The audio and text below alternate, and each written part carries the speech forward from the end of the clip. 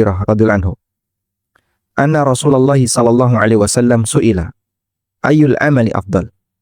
Rasulullah sallallahu alaihi wasallam pernah ditanya, amal apakah yang paling afdal? Faqala, lalu beliau bersabda, imanun billahi wa rasulih, beriman kepada Allah dan Rasulnya. Qila thumma madza? Kemudian beliau ditanya, lalu amal apa lagi? Qala, beliau menjawab, al-jihadu fi sabilillah, jihad di jalan Allah. Qila thumma madza? Kemudian beliau ditanya lagi, kemudian amal apa? Qala hajjun mabrur, jawab beliau, haji mabrur.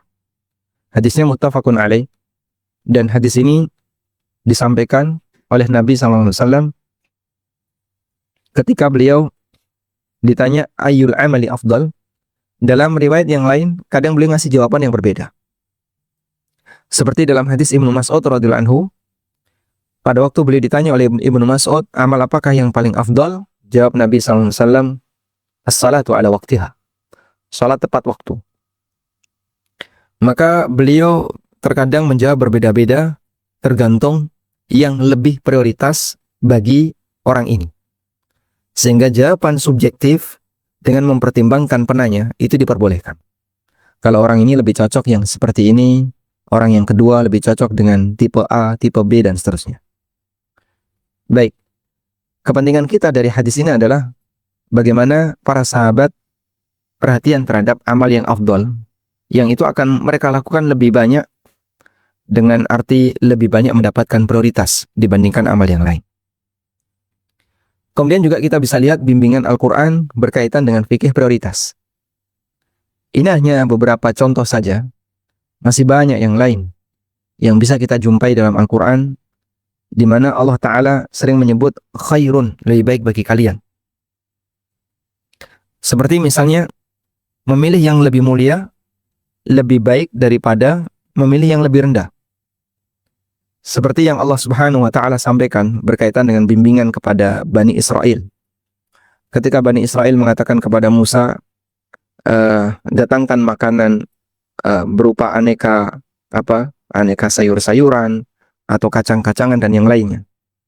Maka Musa mengatakan, atastabdiluna alladhi huwa adna billadhi huwa khair. Atastabdiluna alladhi huwa adna billadhi huwa khair. Apakah kalian akan lebih memilih sesuatu yang lebih hina, sementara kalian tinggalkan yang lebih baik? Ya. Al-manna was-salwa itu lebih baik daripada kacang-kacangan, lebih baik daripada bawang-bawangan. Kenapa kalian juga justru lebih memilih itu daripada memilih al-manna was-salwa, yang itu merupakan makanan yang diturunkan oleh Allah Subhanahu wa Ta'ala. Kemudian di ayat yang lain, Allah Subhanahu wa Ta'ala juga menyebutkan masalah prioritas tentang menyembunyikan amal lebih baik daripada menampakkan. Allah berfirman, "In tubdus shadaqati fa ni'mahi." Kalau kalian tampakkan sedekah itu lebih baik. Wa in tukhfuha, kalau kalian tampakkan sedekah itu hal yang baik. Wa in tukhfuha wa tu'tuhal fuqara. Dan kalau kalian sembunyikan dan kalian berikan kepada al-fuqara, orang miskin, fa huwa khairul lakum, itu lebih baik bagi kalian. Sehingga dalam posisi ini Allah Subhanahu wa Ta'ala menunjukkan yang lebih prioritas dalam beramal. Kalau sedekah, ini lebih baik daripada itu. Demikian pula ucapan yang sopan, ucapan yang ma'ruf lebih baik daripada sedekah yang diiringi dengan hinaan. Allah berfirman, qaulun ma'rufun wa maghfirah khairum min sadaqati yatba'uha adha. Ucapan yang ma'ruf dan isinya maghfirah lebih baik daripada sedekah yang diiringi dengan hina. Baik, ini semuanya contoh bagaimana Al-Quran mengajarkan tentang masalah fikih prioritas. Selanjutnya, di sana ada waktu pilihan untuk beribadah. Allah Subhanahu wa Ta'ala berfirman, "Wa rabbuka yakhluqu ma yasha' wa yakhtar." Rabbmu menciptakan apa saja yang Dia kehendaki dan Dia memilih apa saja yang Dia kehendaki. Maka lahumul khiyarah, mereka enggak punya pilihan. Kata Qatadah, "Innallaha istafa safaya min khalqihi." Allah memilih beberapa makhluk pilihannya. Allah memilih malaikat untuk menjadi rasul dan ada manusia yang jadi rasul. Wastafa minal kalami dzikrah, dan Allah memilih ucapan yang paling baik adalah dzikrahu, mengingat Allah. Wastafa minal ardi al-masajid. Dan Allah pilih daerah yang paling baik adalah masjid. Wastafa minasyuhuri Ramadan. Allah pilih bulan yang istimewa adalah Ramadan dan Ashhurul Hurum, bulan-bulan haram. Wastafa minal ayyami yaumal jum'ah. Allah memilih hari yang istimewa adalah hari Jumat. Wastafa minal layali. Allah pilih malam yang terbaik adalah malam Qadar. Fa'azzimu ma'azzamallah. Maka agungkanlah apa yang diagungkan oleh Allah. Fa innama tu'azzamul umuru bima 'azzamallahu bihi 'inda ahli al-fahmi wa ahli al-aqli. Karena sesuatu itu dimuliakan sebab Allah memuliakannya. Demikian yang dipahami oleh para ulama.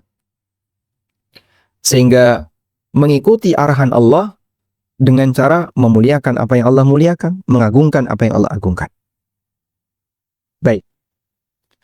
Nah, ketika Ramadan dan waktu-waktu yang istimewa yang lainnya dipilih oleh Allah untuk menjadi waktu yang istimewa untuk beribadah, maka beribadah di waktu itu nilainya lebih besar dibandingkan di waktu yang lain. Ibnu Qayyim rahimahullah mengatakan, Wallahu subhanahu la yukhassisu syai'an wa la yufaddiluhu wa yurajjihuhu illa lima'nan yaqtadi takhsisahu wa tafdilahu. Allah tidaklah menghususkan sesuatu atau melebihkan sesuatu kecuali karena ada alasan. Mengapa Allah khususkan itu? Naam, huwa mu'ti dzalikal murajjih wa wahibuhu. Betul, dia yang memberikan. Kenapa ini lebih istimewa? Wa huwa alladhi khalaqahu tsumma ikhtarahu ba'da khalqihi. Karena dia yang menciptakan dan Allah menciptakan dan Allah memilih di antara apa yang dia ciptakan. Baik. Artinya kenapa Allah pilih Ramadan? Tentu ada alasannya. Kenapa Allah pilih Lailatul Qadar? Tentu ada alasannya. Kenapa Allah pilih bulan haram istimewa? Tentu ada alasannya. Termasuk di antaranya tempat yang istimewa, manusia yang istimewa, semuanya punya alasan. Sebab semua perbuatan Allah itu diiringi dengan hikmah dan tidak ada yang asal-asalan. Lalu kata Ibnu Qayyim dalam Madarijus Salikin, Inna afdalal ibadah, bahwasanya ibadah yang paling afdal adalah al-amalu ala mardati Rabbi fi kulli waqtin bima huwa muqtada dalikal waqt. Adalah mengerjakan amal yang mendatangkan ridha Allah di setiap waktu sesuai dengan ibadah di waktu tersebut. Sehingga saat azan dikumandangkan, ibadah apa yang paling afdal? Menjawab azan. Meskipun Anda tinggalkan membaca Quran, meskipun Anda tinggalkan zikir yang paling afdal yaitu ucapan la ilaha illallah. Sebab waktu ini adalah waktunya untuk menjawab adzan. Itu waktu yang paling afdal untuk menjawab adzan. Pada waktu orang sedang belajar, apa yang paling afdal? Dengerin ustadz yang menyampaikan. Dengerin ilmu yang disampaikan. Meskipun Anda tidak membaca Quran ketika itu, meskipun Anda tidak sedang zikir, tapi fokus mendengarkan ini lebih afdal. Sehingga kadang ada teman-teman yang salah ya dalam posisi dia hadir di majelis ilmu, ustadz sedang menyampaikan, tapi dia sibuk baca Quran. Anda salah posisi. Waktu Anda untuk membaca Quran bisa di waktu yang lain. Ini waktunya Anda dengerin kajian ketika Anda sedang belajar. Maka wa wadhifatuhu, tempat yang paling afdal adalah afdal ibadat pada waktu jihad adalah jihad. Wa in ala ila tarkil awrad, meskipun jihad ini menyebabkan orang jadi meninggalkan kebiasaan rutinnya. Misalnya sholat malam atau puasa di siang hari, karena dia sedang berjihad. Baik, disinilah kita bisa melihat pemahaman yang diberikan oleh para ulama bahwa ketika ada waktu tertentu, maka manusia disyariatkan untuk beribadah di waktu itu sesuai dengan waktunya. Selanjutnya kita akan beralih kepada prioritas ibadah di bulan Ramadan. Apa yang paling prioritas kita urutkan sesuai dengan apa yang bisa kita lihat dari kewajiban dan amalan yang dianjurkan sepanjang bulan Ramadan. Yang pertama adalah berpuasa. Kenapa puasa Ramadan ini menjadi ibadah yang paling tinggi derajatnya? Karena yang pertama, puasa Ramadan adalah puasa wajib yang menjadi rukun Islam. Satu-satunya puasa yang jadi rukun Islam adalah puasa Ramadan. Ada beberapa puasa wajib selain Ramadan. Puasa wajib selain Ramadan apa saja? Puasa nazar misalnya. Puasa wajib ada puasa Ramadan. ada puasa nazar, ada puasa apa lagi? Ada puasa qadha. Ini beberapa contoh puasa wajib. Tapi yang menjadi rukun Islam adalah puasa Ramadan. Sebagaimana disebutkan dalam hadis yang ma'ruf riwayat Bukhari dari Ibnu Umar radhiyallahu anhuma, Rasulullah sallallahu alaihi wasallam bersabda, "Bunyal Islamu ala khamsin." Islam dibangun di atas 5 pondasi. Salah satunya adalah wasaumu Ramadan, puasa Ramadan. Sehingga puasa Ramadan adalah rukun Islam. Kemudian selain itu puasa Ramadan dijanjikan dengan ampunan. Dari Abu Hurairah radhiyallahu anhu, Rasulullah sallallahu alaihi wasallam bersabda, "Man shama Ramadhana imanan wa ihtisaba." Siapa yang berpuasa di bulan Ramadan karena iman dan ihtisab. Karena iman artinya karena yakin kalau ini perintah Allah. Sehingga Anda puasa, alasannya apa? Karena Allah yang perintah. Itulah puasa karena iman. Wahtisaban, diiringi dengan semangat berharap pahala. Sehingga saat puasa selalu muncul dalam perasaannya, ini insya Allah berpahala. Maka dia selalu ngitung-ngitung. Jangan sampai ada yang kurang dari pahala puasanya. Itu yang disebut dengan ihtisab. Kata Nabi SAW, "Ghufira lahu ma taqaddama min dzambih." Maka dosa-dosanya yang telah lewat akan diampuni. Insya Allah. Sehingga puasa yang diiringi dengan iman dan ihtisab menghapuskan dosa. Dan itu menunjukkan keistimewaan yang sangat besar bagi orang yang berpuasa di bulan Ramadan. Selain itu, ada ancaman besar bagi mereka yang tidak berpuasa. Disebutkan dalam hadis riwayat An-Nasa'i, Ibnu Hibban, dan yang lainnya. Nabi SAW menceritakan mimpi beliau. Dan di antara cuplikan cerita itu beliau mengatakan, "Tsumman tuliqa bi." Kemudian aku diajak melanjutkan perjalanan. "Fa'idha ana biqaumin mu'allaqina bi'arakibihim." Lalu saya melihat ada orang yang digantung dengan arakib mereka.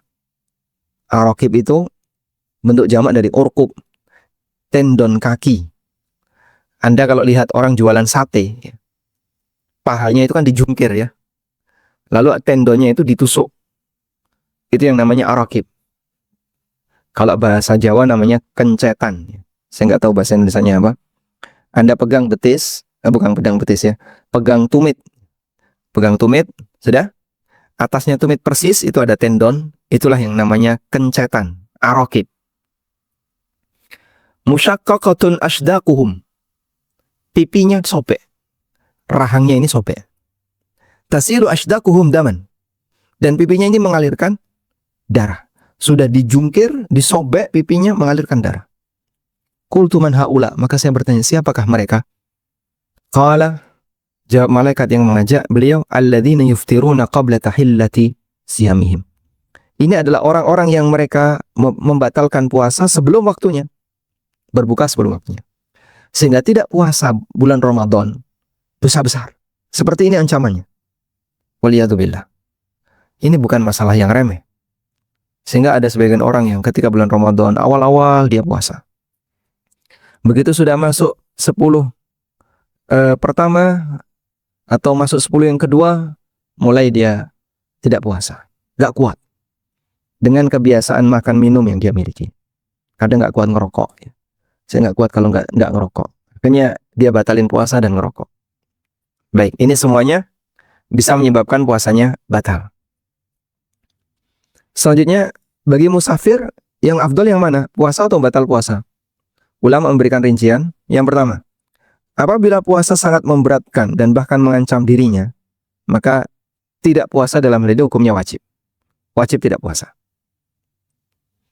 Sebagaimana diceritakan oleh Jabir, Nabi SAW menaklukkan kota Mekah itu di bulan Ramadan. Sehingga saat beliau persiapan bersama para sahabat untuk menaklukkan kota Mekah, menjelang masuk, beliau berbuka dan tidak puasa. Dan beliau perintahkan kepada para sahabat untuk berpuasa. Pada waktu beliau sudah sudah sampai di daerah Qura'ul Ghamim. Ketika sampai di daerah Qura'ul Ghamim, beliau minta biqadahin min ma', dibawakan segelas air. Farafa'ahu, lalu beliau angkat segelas air itu. Dilihat oleh para sahabat. Hatta nadharan nas, sampai banyak orang melihatnya. Tsumma syariba, lalu beliau sallallahu alaihi wasallam minum. Dibatalkan di depan banyak orang. Faqila lahu, lalu ada yang melaporkan, ba'da dzalika, setelah itu, inna ba'dhan nasi qad sham. Ada sebagian orang yang masih bertahan puasa. Padahal ini mau persiapan penyerangan kota Mekah. Faqala, kemudian Nabi SAW mengatakan, ulaikal usad, ulaikal usad. Mereka maksiat, mereka maksiat. Coba lihat. Yang puasa disebut maksiat. Karena ini melemahkan pasukan. Sehingga ketika komando dari panglima, yaitu Rasulullah SAW, memerintahkan untuk mencontohkan untuk tidak puasa, kok masih ada yang puasa, disebut oleh Nabi SAW, mereka maksiat. Lihat ya, ada ibadah, tapi dinilai berdosa. Karena Nabi SAW mengatakan, ulaikal usat, ulaikal usat. Mereka maksiat, mereka maksiat. Selanjutnya, apabila puasa memberatkan, sehingga mengganggu aktivitasnya, meskipun tidak sampai mengancam dirinya, maka tidak puasa lebih afdal. Ya, hanya sebatas lemes, jadi malas, jadi nggak semangat. Sehingga ketika safar, banyak yang keteteran karena orangnya puasa, maka tidak puasa lebih afdal. Dari Jabir radhiyallahu anhu, Rasulullah SAW pernah melakukan safar, lalu beliau melihat ada orang yang berkerumun, wa rajulan qad dzulila alaih, dan ada satu orang yang dinaungi, ditutupi. Orang-orang pada berkerumun, ternyata nutupi satu orang ini. Ditutupi pakai kain, ditutupi pakai tangan. Karena orang ini kepanasan. Faqala, lalu beliau bertanya, mahadha, ada apa? Faqalu, mereka pun menjawab, shaim, ada orang puasa tapi lemes, nggak kuat. Terus dikerumuni banyak orang, ditutupi. Faqala, kemudian Nabi SAW mengatakan, laisa minal bir as-sawmu fis safar. Bukan termasuk kebaikan orang berpuasa ketika safar. Padahal Nabi SAW sendiri pernah berpuasa ketika safar. Tapi tidak sampai kondisi seperti ini. Membuat beliau kemudian lemas, sampai malas bergerak, dan seterusnya. Baik. Maka pada saat seorang itu safar dan puasa itu menyebabkan dia jadi tidak produktif, menyebabkan dia terganggu aktivitasnya, tidak puasa lebih baik. Nah sekarang bagaimana kalau puasa dan tidak puasa sama saja? Artinya, dia ketika safar, berpuasa dan tidak berpuasa, tidak terlalu berpengaruh dengan dirinya dan tidak terlalu berpengaruh dengan aktivitasnya. Maka dalam hal ini, berpuasa lebih afdol. Lebih afdol berpuasa. Kenapa? Saya sebutkan beberapa alasan. Yang pertama, menjalankan ibadah tepat waktu lebih afdol daripada qadha. Puasa tepat waktu lebih afdol daripada qadha puasa. Dan itu kaidah. Menjalankan ibadah tepat waktu lebih afdol daripada qadha. Yang kedua, bulan Ramadan adalah bulan yang paling istimewa untuk berpuasa. Bulan rahmat, bulan mubarak, bulan yang dimana Allah Subhanahu wa Ta'ala banyak memberikan pelipatan pahala. Dan ini bulan yang terbaik untuk berpuasa tanpa tandingan. Mau bulan apa lagi yang lebih baik dari puasa Ramadan? Tidak ada. Untuk puasa ya. Tapi Pak, katanya 10 pertama bulan Dzulhijjah afdal. Betul, tapi itu puasa sunnah. Kalau puasa wajib yang paling afdal Ramadan. Baik. Kemudian pertimbangan yang lain, dulu saat puasa belum diwajibkan. Karena dulu kewajiban Ramadan itu bertahap. Dan sebelum Allah wajibkan puasa Ramadan, Allah menganjurkan untuk berpuasa. Ya nggak puasa boleh, tapi berpuasa lebih baik. Allah berfirman, "Faman tatawwa'a khairan fahuwa khairul lahum, fahuwa khairul lah, wa an tasumu khairul lakum." Kalau ada orang yang melakukan tatawwu', hal yang sunnah, khairan, melakukan kebaikan, fahuwa khairul lah, itu lebih baik baginya. Wa an tasumu khairul lakum, tapi berpuasa lebih baik bagi kalian. Ya. Dan terkadang Nabi SAW puasa saat safar, sehingga puasa ketika safar, ulama sepakat boleh, namun ya, di situ dilihat kondisi masing-masing musafir. Baik. Kita lewati ibadah puasa, berikutnya adalah qiyam Ramadan. Prioritas amal berikutnya adalah qiyam. Berdasarkan hadis, "Man qama Ramadhana imanan wa ihtisaban ghufira lahu ma taqaddama min dhanbi." Siapa yang melakukan qiyam Ramadan karena iman dan ihtisab, diampuni dosa-dosanya telah lewat. Maka ada dua peluang orang yang berada di bulan Ramadan dapat ampunan dari Allah. Siam dan qiyam. Siang hari puasa, malam hari qiyam. Karena itu Al-Hafidz Ibnu Rajab mengatakan, "I'lam anna al-mu'mina yajtami'u lahu fi syahri Ramadan jihadani li nafsi." Seorang mukmin ketika bulan Ramadan menggabungkan dua jihad.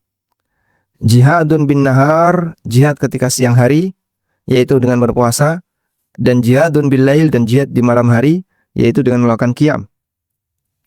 Siapa yang menggabungkan dua jihad ini, wa waffa bi huquqihima, dan memenuhi kewajiban masing-masing, wa sabara alaihima, dan bersabar atas keduanya, wufiya ajruhu bi ghairi hisab, akan dipenuhi pahalanya tanpa hitungan.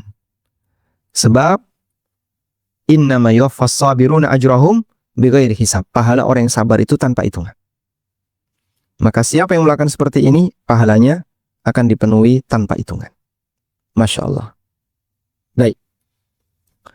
Dan tidak ada bulan di mana kaum muslimin menggabungkan bainas siyami wal qiyam kecuali Ramadan.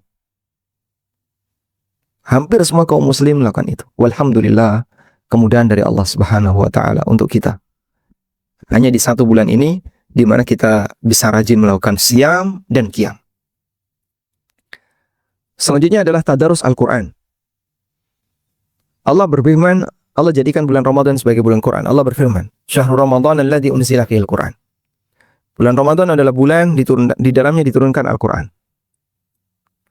Ibnu Abbas radhiyallahu anhu bercerita, "Kana Rasulullah sallallahu alaihi wasallam ajwadan nas." Rasulullah SAW adalah orang yang paling dermawan. Wa kana ajwadu ma yakunu fi Ramadan, dan beliau lebih dermawan lagi ketika bulan Ramadan. Hina yalqahu Jibril, ketika Jibril datang kepada beliau. Dan Jibril datang kepada beliau di setiap malam bulan Ramadan. Fayudarisuhul Quran, lalu Jibril mengajarkan Quran kepada beliau sallallahu alaihi wasallam. Catat bagian ini, siapa yang ngajari Quran Nabi sallallahu alaihi wasallam? Jibril alaihissalam. Jibril alaihissalam, beliaulah yang mengajarkan Quran kepada Nabi sallallahu alaihi wasallam. Disebutkan oleh Allah dalam Al-Quran, "Allamahu syadidul quwa." Allamahu syadidul quwa. Yang ngajari Nabi SAW adalah syadidul quwa, makhluk yang syadidul quwa, kekuatannya sangat besar. Zumirrah, yang sangat indah, yang sangat bagus. Fastawa, dan dia beristiwa, wa huwa bil ufuqil a'la, dan dia berada di al-ufuq al-a'la. Dan ini tafsirnya adalah Jibril. Karena Jibril di antara sifatnya adalah Zumirrah. Dan Allah Subhanahu wa taala juga berfirman dalam Al-Qur'an, muta'in thamma. Di surat At-Takwir di antara sifat Jibril adalah innahu laqaulu rasulin karim dzi quwwah. Quran itu adalah ucapan utusan yang mulia, yaitu Jibril. Dzi quwwatin, yang punya kekuatan. Inda dzil arsy makin. Sehingga yang ngajari Nabi SAW adalah Jibril. Dan dikatakan di sini, walaqad ra'ahu bil ufuqil mubin. Nabi SAW melihat beliau bil ufuq, di ufuk al-mubin, yaitu ketika beliau berada di, atau beliau di mi'rajkan oleh Allah Subhanahu wa taala. Nah, kata Al-Hafidz Ibnu Rajab, fa fi hadits Ibnu Abbas, dalam hadis Ibnu Abbas radhiyallahu anhuma, anna al-mudarasata bainahu wa baina Jibril, belajarnya Al-Qur'an yang dilakukan oleh Nabi SAW dengan Jibril, kana lailan, dilakukan di malam hari. Yadullu ala istihbabil iktsar minat tilawah. Yang ini menunjukkan anjuran untuk memperbanyak bacaan Al-Quran di bulan Ramadan, lailan, di malam hari. Sehingga waktu baca Quran yang paling afdal kapan? Lailan, di malam hari. Fa innal laila tanqati'u fihi syawagil. Dan di waktu malam orang itu berhenti dari semua kesibukan. Anda tidak ngantor, Anda tidak kerja. Di waktu malam Anda sudah tidak lagi punya kesibukan. Wa tajtami'u fihi al-himam, dan himmah seorang hamba itu fokus. Wa yatawata'u fihi al-qalbu wal lisan ala tadabbur. Di mana hati dan lisan itu bisa saling sinkron untuk tadabbur. Masya Allah. Itulah keistimewaan waktu malam. Makanya di waktu malam Allah katakan dalam Al-Quran, Inna ya ayyuhal muzammil qumil laila illa qalila. Ya. Wahai orang yang muzammil, yang berselimut, qumil laila illa qalila, lakukanlah qiyamul lail kecuali di waktu yang sedikit. Ya. Dan di waktu malam itu hiya asyaddu wat'aw aqwa muqila. Itu lebih kuat pengaruhnya. Makanya Allah perintahkan waktu malam untuk banyak tilawah. Sekarang coba kita lihat ahwalus salaf fil Quran, ahwalus salaf bil Quran inda Ramadan. Bagaimana kondisi para ulama salaf ketika di bulan Ramadan. Karena Qatadah radhiyallahu anhu, Qatadah radhiyallahu anhu yadrusul Qur'ana fi syahr Ramadan. Beliau banyak mengkaji Al-Quran di bulan Ramadan.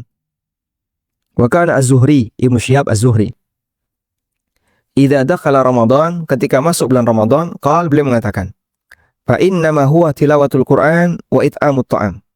Ramadan itu bulan untuk banyak baca Quran dan banyak ngasih sumbangan, memberi makan.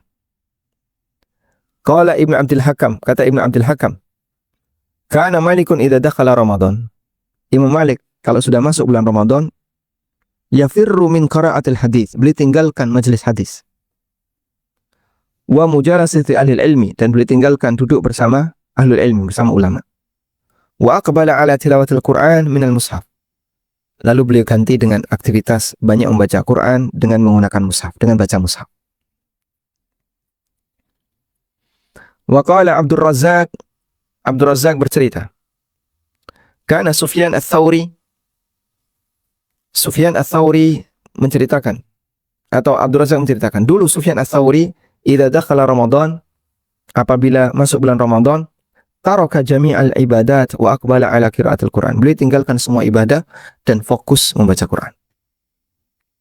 Hadza ahwalus salafina. Inilah kondisi para ulama salaf di masa silam.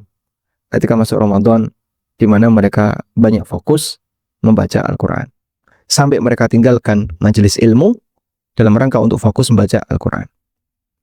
Nah, dan di sini masih ada beberapa amalan yang belum sempat kami cantumkan. Sekarang saya tambahkan ya. Di antara prioritas Ramadan adalah i'tikaf.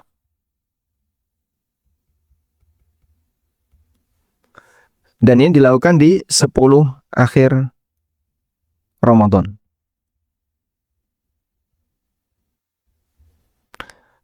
Baik. Sebagaimana diceritakan, karena Nabi sallallahu alaihi wasallam idza dakhala al-ashrul awakhir min Ramadan syadda mi'zarahu. Nabi sallallahu alaihi wasallam kalau sudah masuk 10 terakhir Ramadan, beliau mengencangkan sarungnya. Yang itu kinayah sebagai isyarat bahwa beliau meninggalkan istri-istrinya, sehingga di 10 terakhir beliau tidak melakukan hubungan badan. Dan yang kedua, ada yang mengatakan isyarat Nabi sallallahu alaihi wasallam semakin rajin untuk beribadah. Dan ada riwayat yang menunjukkan bahwasanya Nabi SAW wa aiqadha ahlahu, beliau membangunkan para istrinya, diajak untuk sholat di 10 malam terakhir bulan Ramadan. Taib. Kemudian ketika Lailatul Qadar, ini lebih banyak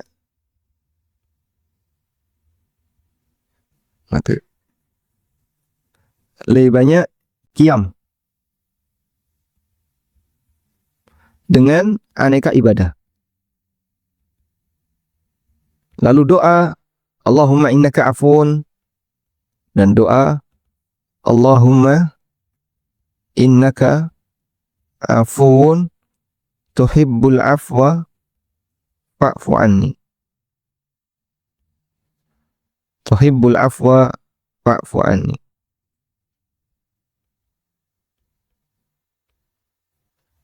Sebagaimana kata Aisyah radhiyallahu anha, ya Rasulullah, ara'aita in kana al-lailatu al-qadar.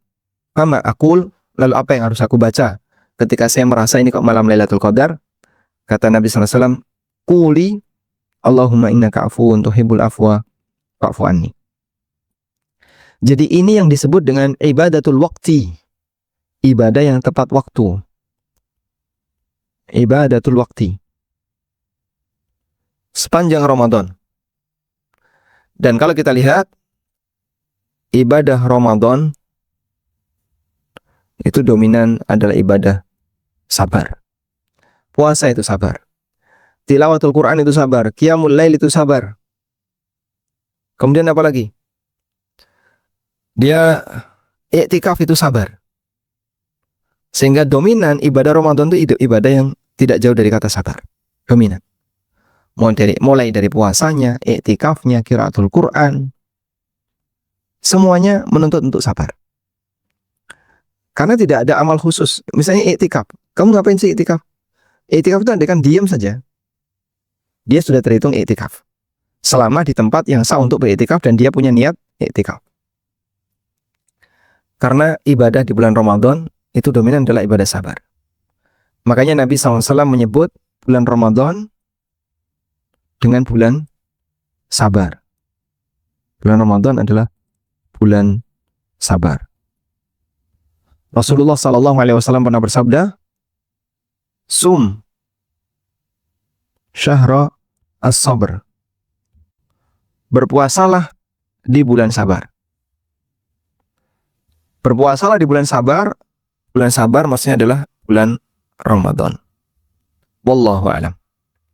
Dan pahala bagi orang yang sabar, kata Allah, innama yuwaffas sabiruna ajrahum bighairi hisab. Pahalanya tanpa hitungan.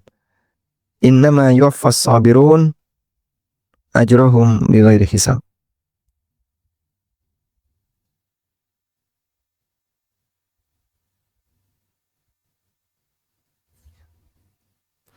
Allah berfirman di surat Az-Zumar ayat yang ke-10, innama yuwaffas sabiruna ajrahum bighairi hisab.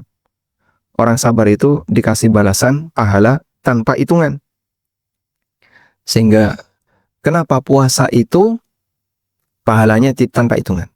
Sebagaimana dalam hadis qudsi, wasaumu li wa ana ajzi bihi. Puasa itu milikku dan aku sendiri yang akan membalas. Karena puasa adalah kegiatannya sabar.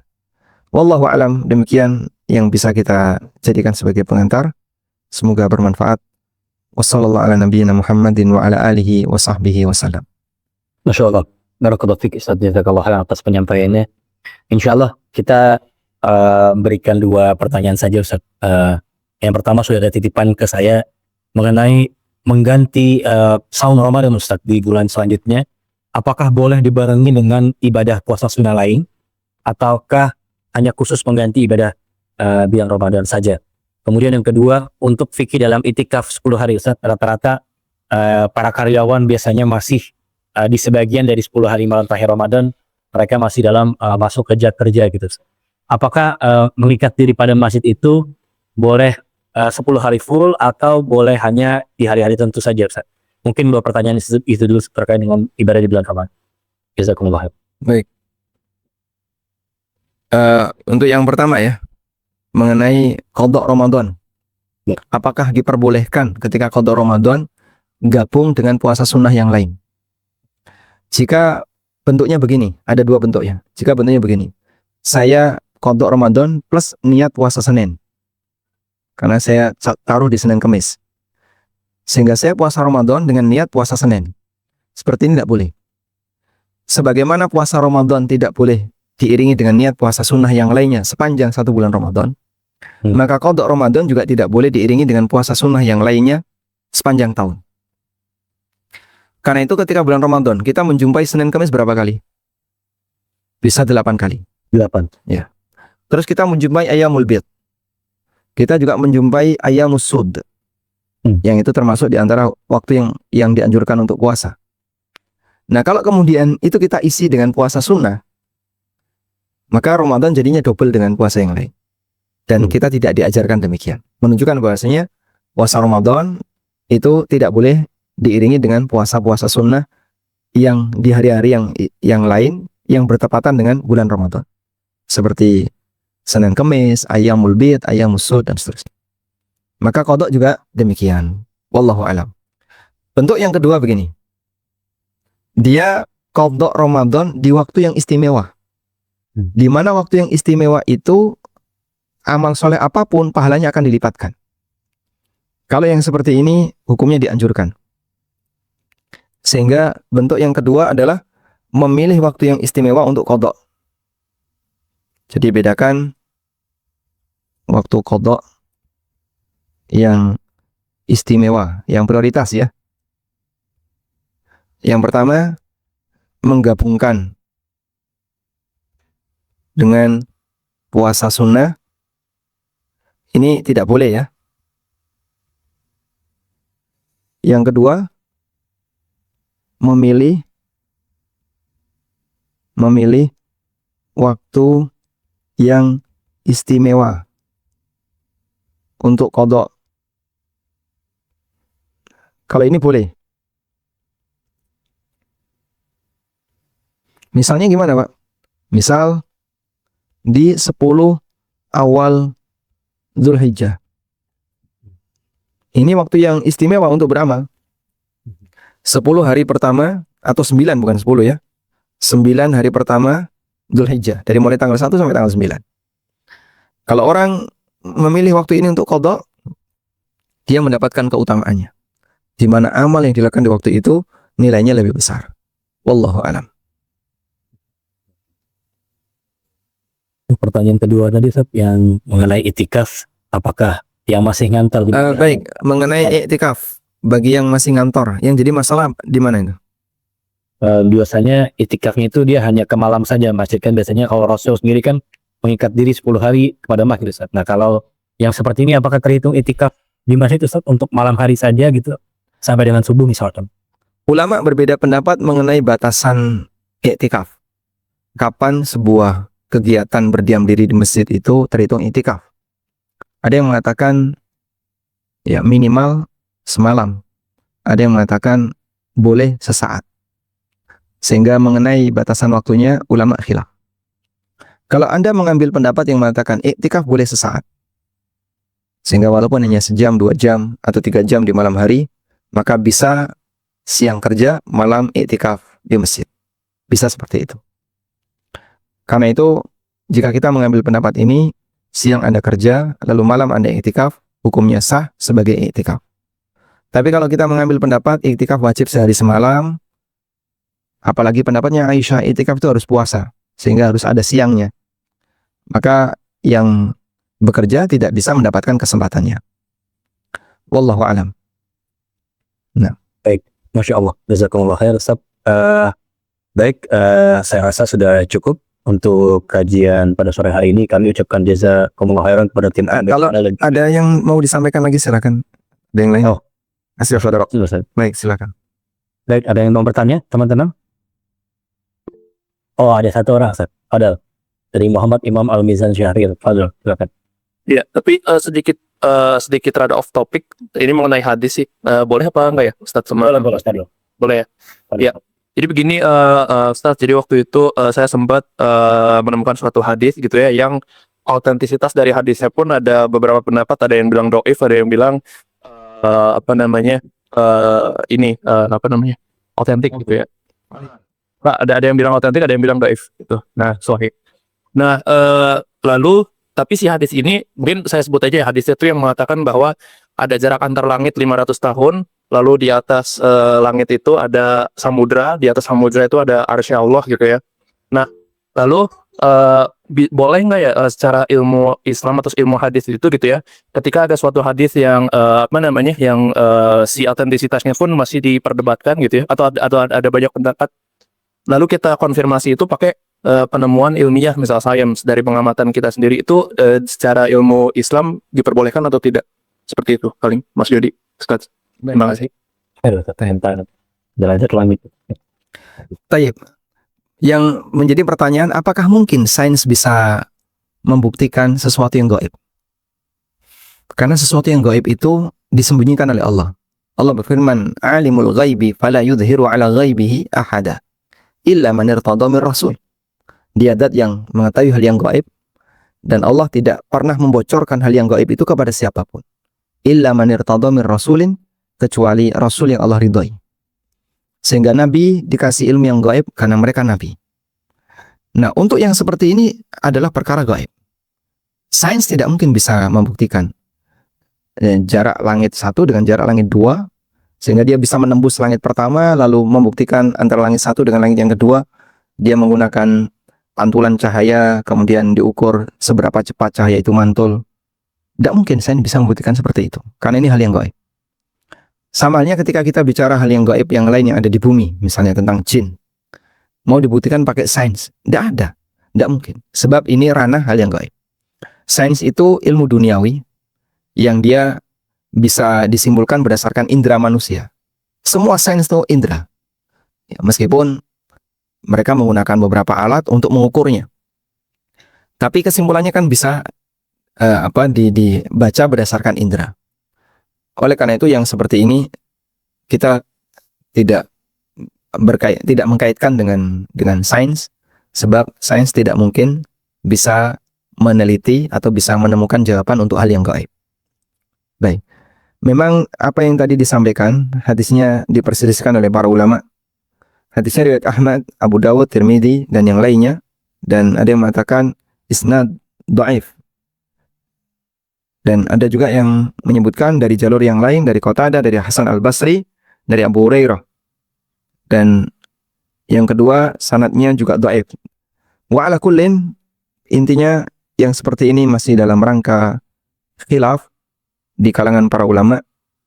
Oleh karena itu, yang bisa kita lakukan adalah kembalikan hal ini kepada masalah gaib, di mana hal yang gaib itu kalaupun tidak tahu, dan itu bukan bagian yang urgent untuk diketahui, nggak masalah. Sebab ada kaidah, kepo terhadap hal yang gaib tidak dianjurkan. Misalnya begini, Allah bercerita bahwasanya langit jumlahnya ada 7. Jarak antara satu langit dengan langit berikutnya berapa sih? Kita tidak tahu, itu tidak mengurangi iman. Allah bercerita tentang Ashabul Kahfi. Lalu kita kepo, siapa saja nama Ashabul Kahfi itu? Kalaupun tidak tahu namanya, sama sekali tidak mengurangi iman. Sebagaimana kita nggak tahu nama anjing Ashabul Kahfi juga nggak mengurangi iman. Karena ini bukan bagian yang urgent untuk diketahui. Allah berfirman, wastawat alal judi. Perahunya Nabi Nuh itu mendarat di lembah Al-Judi. Di mana lembah Al-Judi? Nggak tahu pun nggak masalah. Allah Subhanahu wa Ta'ala menyembunyikan Ya'juj dan Ma'juj di antara dua bukit yang kemudian ditutup oleh Raja Dzulqarnain. Nggak tahu pun di mana tempat itu berada. Kita nggak tahu, nggak masalah. Sebab bagian gaib yang tidak diceritakan oleh Allah, sebaiknya kita tidak kepo.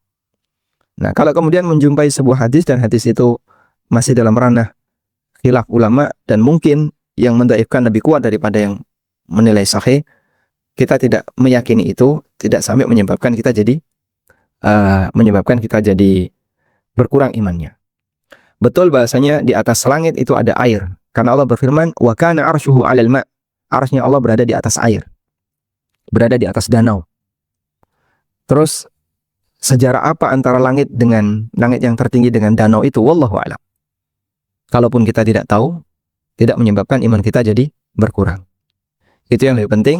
Cukupkan diri Anda dalam masalah akidah dengan informasi yang valid dan sahih dari Nabi SAW. Sementara yang sifatnya tidak valid, tidak sahih, atau masih sifatnya dugaan, kita sebaiknya tidak terlalu kepo untuk mempelajarinya. Wallahu a'lam. Izin Ustaz, satu lagi ini dari akhwat ya. Assalamualaikum Ustaz, semoga Allah menjaga merahmati dan seluruh tim AMB Channel beserta keluarga. Waalaikumsalam warahmatullahi wabarakatuh. Jika kita diberi kesempatan untuk kerja dari mana saja dan mau beritikaf di masjid di 10 malam hari terakhir ya, apakah boleh kita membawa pekerjaan kita saat itikaf di masjid Ustaz? Kan bawa laptop dan sebagainya ke masjid gitu. Barakallahu fiikum. Aktivitas iktikaf itu lebih banyak untuk kegiatan ibadah, fokus dengan kegiatan ibadah fardhi. Makanya Nabi SAW ketika iktikaf beliau masuk ke dalam kemah, membatasi diri agar sahabat tidak berinteraksi. Sehingga waktu iktikaf dianjurkan untuk melakukan ibadah pribadi dan bukan ibadah sosial. Maka kajian dihentikan oleh beliau, tidak ada kumpul bersama sahabat di masjid. Iktikaf fokus ibadah individual. Karena kita sedang membangun ilaqah al-qalbi birabbi, membangun ketergantungan batin dengan Allah Subhanahu wa taala. Di saat iktikaf itulah kita banyak bermunajat. Terus bagaimana dengan aktivitas dunia yang kita bawa ke masjid? Insya Allah tidak sampai membatalkan. Karena pembatal iktikaf itu, yang pertama keluar masjid tanpa uzur, yang kedua hubungan badan. Makanya Allah larang dalam Al-Quran, وَلَا تُبَاشِرُهُنَّ وَأَنْتُمْ عَاكِفُونَ فِي الْمَسَاجِدِ. Janganlah kalian melakukan mubasyarah, menggauli istri kalian ketika kalian sedang iktikaf. Nah, sehingga dalam posisi ini iktikafnya batal. Tapi kalau bawa urusan dunia ke masjid, insya Allah tidak sampai membatalkan, tapi menurunkan kualitas iktikafnya. Sehingga Anda tetap sah beriktikaf dengan sambil bekerja bawa laptop, cuman kualitas iktikaf Anda bisa jadi tidak setinggi mereka yang fokus membaca Quran, bermunajat kepada Allah Subhanahu wa taala. Wallahu alam. Ada kritikan yang disampaikan oleh Syekh Dr. Abdul Razak ketika ada orang yang iktikaf tapi banyak mainan HP. Kata beliau, "Ayo iktikafin hada." Ini iktikaf cap opo gitu ya. Iktikaf model apa yang seperti ini? Karena iktikaf hanya sibuk mainan HP. Padahal seharusnya itu banyak dipakai untuk bermunajat kepada Allah Subhanahu wa taala. Wallahu alam. Demikian yang bisa kita bahas. Semoga menjadi ilmu yang bermanfaat.